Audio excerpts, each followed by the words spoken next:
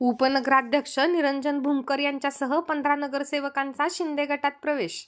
वैराग नगरपंचायतीचे उपनगराध्यक्ष निरंजन भूमकर यांच्यासह 15 नगरसेवकांनी मंगळवारी 18 ऑगस्ट 2026 मुंबई येथे एकनाथ शिंदे यांच्या उपस्थितीत शिवसेना शिंदे गट पक्षात जाहीर प्रवेश केला.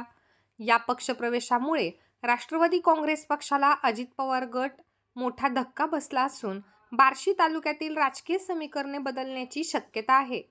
वैराग नगरपंचायतीचे उपनगराध्यक्ष निरंजन भूमकर यांच्यासह 15 नगरसेवकांनी मंगळवारी मुंबई येथे माननीय उपमुख्यमंत्री श्री एकनाथजी शिंदे साहेब यांच्या उपस्थितीत शिवसेना शिंदे गटात जाहीर प्रवेश केला.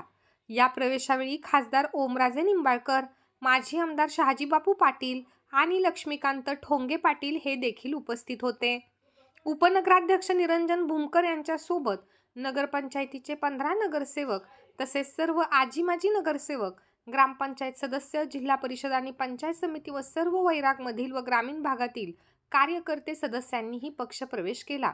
पत्रकारांशी बोलताना निरंजन भूमकर यांनी सांगितले की वैराग तालुका अप्पर तहसील कार्यालय, श्री संतनाथ महाराज सहकारी साखर कारखाना MIDC आणि शहरातील प्रलंबित विकास कामांसाठी निधी मिळवण्यासाठी हा प्रवेश करण्यात आला आहे.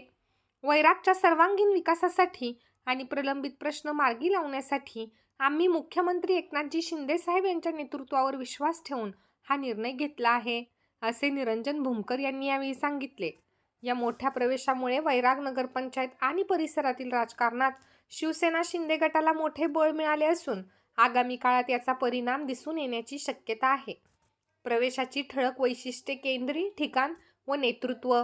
वैराग नगरपंचायतीचे उपनगराध्यक्ष निरंजन भूमकर यांच्या नेतृत्वाखाली हा प्रवेश मुंबईत पार पडला. प्रमुख मागण्या: वैरागला स्वतंत्र तालुका घोषित करणे आणि इतर स्थानिक विकासाच्या मागण्यांसाठी हा पक्षप्रवेश करण्यात आला आहे. राजकीय महत्त्व: स्थानिक पातळीवर या घडामोडींमुळे सोलापूर जिल्ह्यातील सत्ता समीकरणे व राजकीय वातावरण ढवळून निघाले आहे.